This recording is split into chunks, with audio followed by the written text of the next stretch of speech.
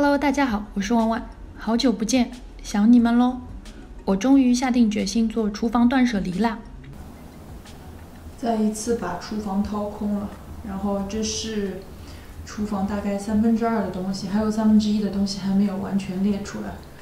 然后先暂时做一下分类吧，然后我把该分类的先分类出来，然后余出更多的空地，然后把另外1/3东西再搬过来。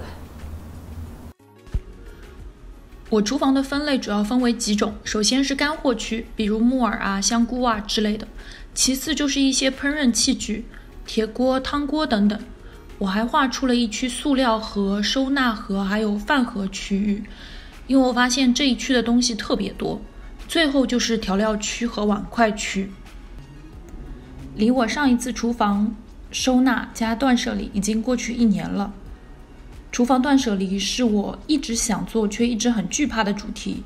因为厨房断舍离就意味着我的饮食起居会受到很大的影响，没有办法正常做饭，并且整个周期会持续比较长的时间。如果想要厨房断舍离的小伙伴，要注意做好天天吃外卖的准备哦。其实我真的有超级多的东西，突然发现上一次的厨房断舍离根本就没有断得那么彻底。在断舍离的过程中，我发现很多干货或者厨房用品并不是自己添置的，而是每次回国的时候，家人总是想让我尽可能的带些中国地道干货回去，一行李箱一行李箱的装，但一个人根本也吃不完，包括锅碗瓢盆也会装上，每次带的东西都是同一性质却不同颜色尺寸，还有一些就是自己旅行出去后总会带些有的没的做纪念，比如杯子呀、冰箱贴啊什么的。其实这些才是你厨房质感不高的罪魁祸首。我觉得大家应该和我也有一样的处境吧。其实随着全世界各地快递的方便和流行，现在所有的东西都是很容易都可以买到，所以大家只有在真正需要这些东西的时候再去购买就好了。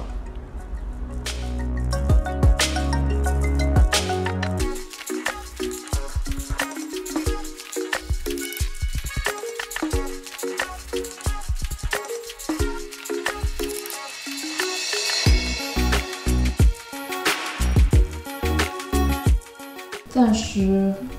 划出几个区域，这一块是干货区，然后这一块是烹饪的工具区，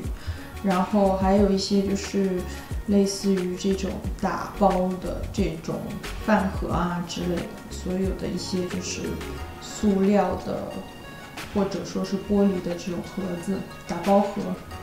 然后这一块区域是所有的杯碟碗筷，然后各种各样的这个餐具，然后还有这一些是调料我就暂时放在这儿。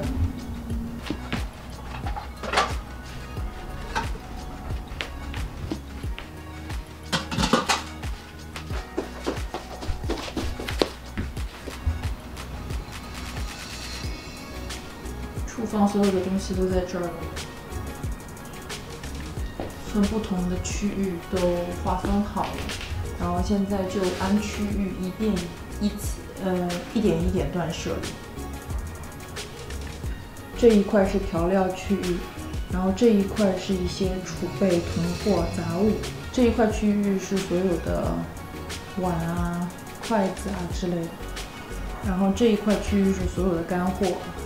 然后特别多。还有这一块区域是一些就是打包盒啊，然后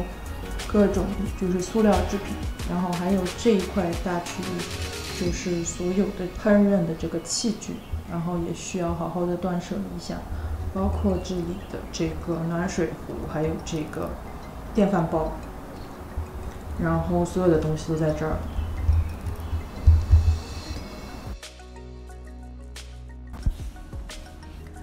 分完厨房的物品区块后，我从单个部分开始着手分析、收纳、整理、舍弃。我着手的第一个部分就是干货，相对于其他部分，这一部分的断舍离更清晰明确。对于过期的食品，果断舍弃；对于仍在保质期内的干货，就取决于自己平时的饮食方式和习惯，考虑一下这些干货我是否日后会再食用，对于自己不怎么食用的，可以考虑送给需要的朋友，或者量不大的话，也可以考虑食用完毕，尽可能的不要浪费。对于自己每天使用的物品，可以很快的从所有的物品中筛选出来，并且之后进行整理和收纳。有心想要做厨房断舍离的小伙伴，可以在日常的生活中仔细观察自己平时利用率最高的物品，这样在断舍离的时候也会得心应手，并且如果以后需要入新的物品的时候，可以花稍高的价钱给自己添置比较好的厨房用品，这样它的可持续性也会更长更久。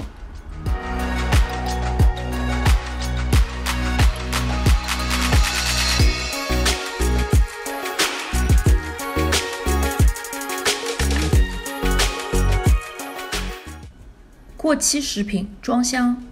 只能作为垃圾处理，所以大家千万不要囤货，囤着囤着很多东西就都已经过期了。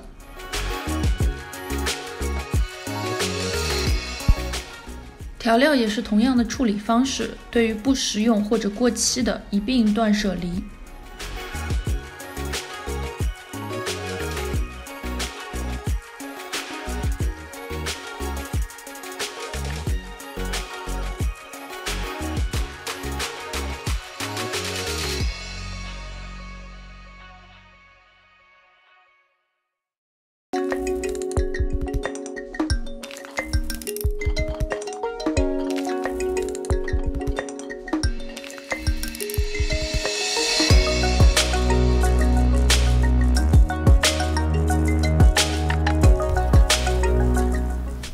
留下来的干货我会做一个统一收纳，尽量使用统一的收纳罐。收纳前记得去除收纳罐的商标，清洗干净，保持收纳罐的干燥。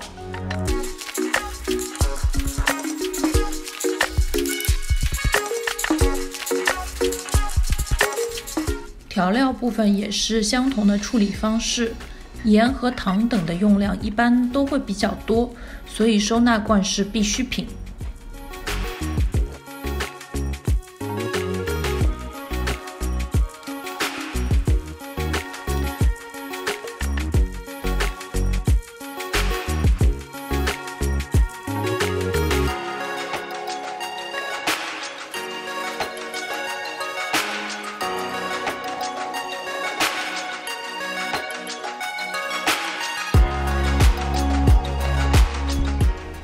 对于厨房的液体调料，我从亚马逊上入了这样的液体罐，一瓶的容量是500毫升。我分别用它们来装油、生抽、老抽，还有就是料酒。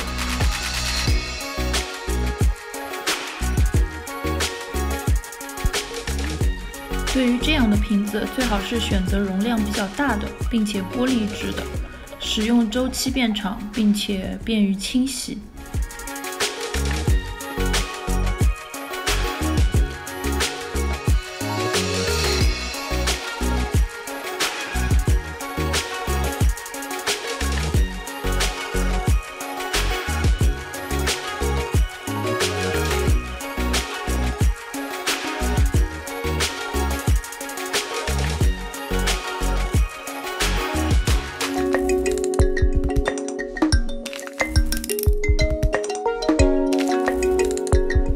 买东西留下来的大箱子正好可以派上用场，当做断舍离的收纳箱，以便之后捐赠来用。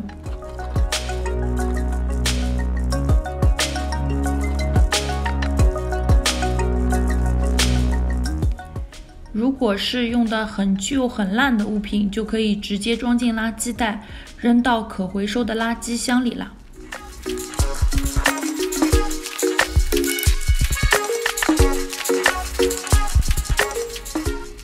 断舍离整理过程进行到一半的时候，我开始进行总体的断舍离，将需要保留的部分归在一边，另一半是不确定或者断舍离的部分。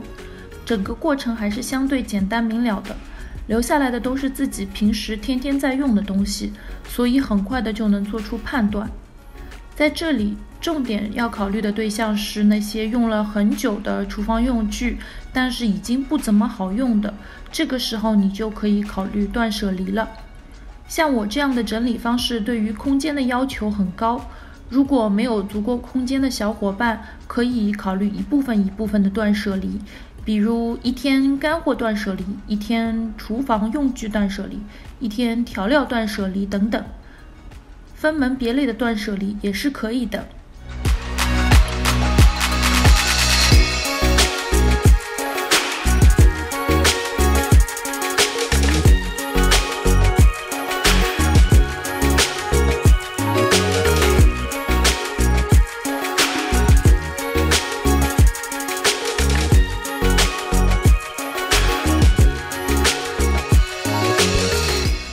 我总结了在厨房整理过程中必须要断舍离的清单。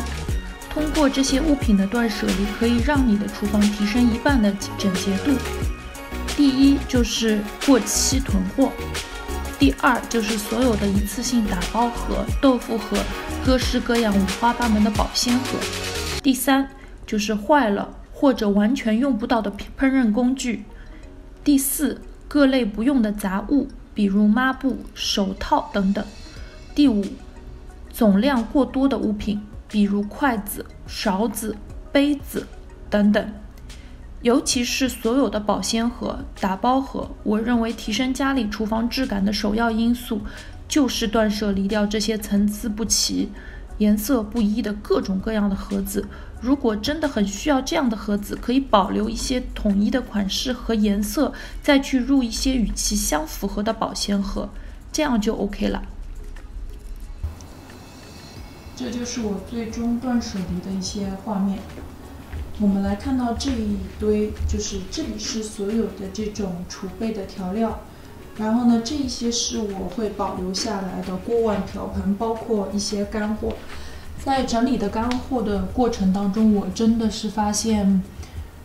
大家真的不要囤太多的干货，那也吃不完这么多的干货，但是扔了又觉得会很可惜，所以说我还是会尽量的把它就是说吃完。所以大家尽量就不要囤那么多的干货，因为每次买都是买一大包，所以这是我整理下来的一个小心得。还有一些就是留下的杯子啊、叉子啊什么之类的。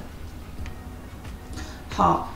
这里一面全部都是我会断舍离的，就是基本上条件比较好的，我会做一个二手的处理，就是在网上卖掉啊，或者说是直接卖到那种二手市场。然后有一些可能就是会处理掉，直接就是扔掉。然后最后就是这一堆呢，为什么我放在这边？是因为是一些小零食，还有一些是没有被整理过的，可能还需要去买一些相应的这个收纳罐，然后再把它就是存储起来。然后这里一堆就是一些小囤货，就是清洁方面的，然后生活方面的一些小囤货，所以这大概就是这样子。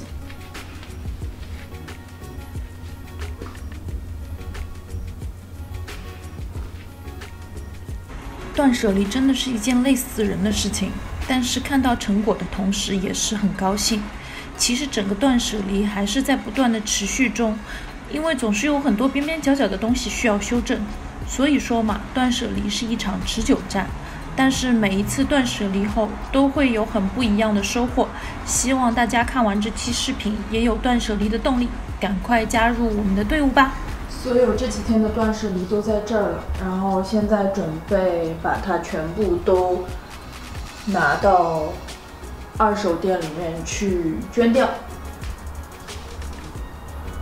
超级震撼。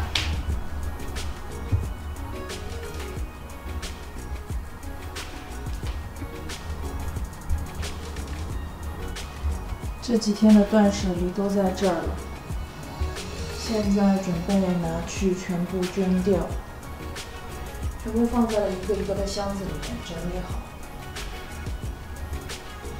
世纪末最大的断舍离。